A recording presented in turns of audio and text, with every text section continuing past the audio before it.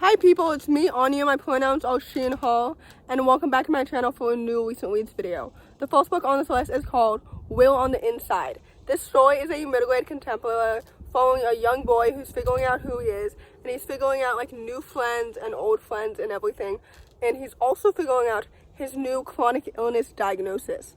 This story is absolutely so good, and it's so well done.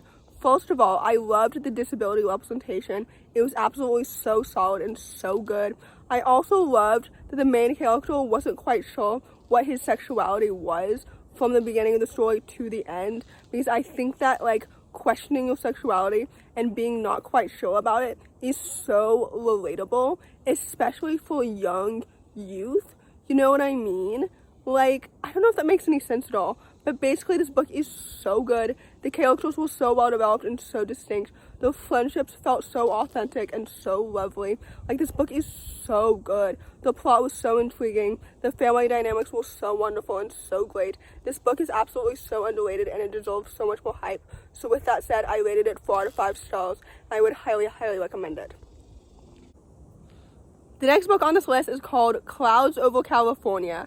This story is a middle-grade historical fiction book that follows a young biracial main character in 1970s LA as she is navigating her changing friendships as well as changing family dynamics. This story is absolutely so excellent and it's so well done. First of all, the setting was so atmospheric and it was so rich and stunning. I haven't read a whole lot of historical fiction set during the 70s, especially starring black main characters. So this story was so like illuminating and educational. The plot was so engaging and so intriguing. The family dynamics were so authentic and so well done. I was so intrigued and invested all the way through from the beginning to the end about the main character's relationship with both her parents and her cousins and her friends and about everything about this book. Like, it's so good and I just really enjoyed it. Like, the characters were so well developed and so distinct. Like I said, the family dynamics were so like solid and well done and just so intriguing. The plot was engaging. Everything about this book felt so authentic and so like coming of age and just slice of life, if that makes any sense.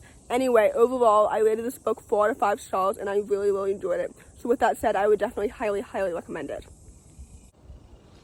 The next book on this list is called Something Like Possible. This story is a YA contemporary that follows a young bisexual main character who's a campaign manager for her new crush in high school, and she's navigating school politics, a new crush like I mentioned, and the competition, which now includes her ex. This story is absolutely so good and I really enjoyed it. But first of all, there is a trigger warning on this book for sexual assault, which within the parameters of the story happened mostly in the 3rd act, so just keep that in mind. Basically, this story is absolutely so excellent and I really enjoyed it. I had really low expectations for this book because the author's debut, I've DNF'd at least 4 different times. I keep like trying to like that book so many times, but then I finally gave up because forcing yourself to enjoy a story is simply not productive and it doesn't work like ever. So anyway, I had really low expectations for this book. In fact, it wasn't really on my radar at all, but I just randomly downloaded it and then I was so swept up in it from the beginning to the end. First of all, the characters are so well developed and so distinct.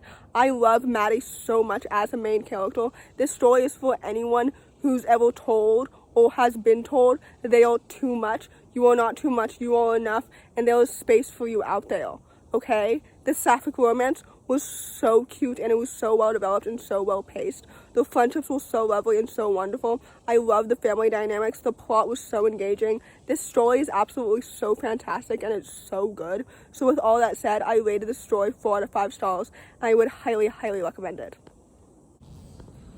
The next book on this list is called Stars Hide Your Files. This story is a YA science fiction book that follows a young sapphic main character who's trying to clear her name and gets involved in a political mystery in the process. This story is absolutely so excellent and so good. I had really low expectations for this book as well, just because I typically don't read science fiction stories because the world building tends not to make sense historically, but with this book, I was so swept up on it. Like, it's so good. First of all, the world building was so interesting and it was so intriguing. Although I do wish that more of it was shown to me rather than told to me, if that makes any sense. But I get it, it's political, so most of it happened already in the past and not so much in the present, if that makes any sense. The plot was intriguing and it was engaging, so we loved to see it. The characters were well developed and distinct, and their motives made sense, so again, we loved to see it. The sapphic slow burn romance was sometimes too slow in my opinion, but I still enjoyed how queer normative this world was, and I loved their connection and their chemistry and the found family. Like, this book is so good. It reminded me of like Midnight Strikes meets City of Shadowed Light, which is a combination that I'm sure no one has actually heard of, because like all the books that I promote on my channel are super underrated. So I bet you that no one has actually read both of those books. But anyway, I digress. The point is, this book is absolutely so good and it's so underrated. So with that said, I rated this book 4 out of 5 stars and I would highly, highly recommend it. The last book on this list, and certainly not the least because I rated it 5 stars, is called I'd Rather Burn Than Bloom. This story is absolutely so excellent and I absolutely loved it. This book is a YA contemporary following a young half-Filipino main character in the wake of her mother's death, and she's just navigating her grief, basically.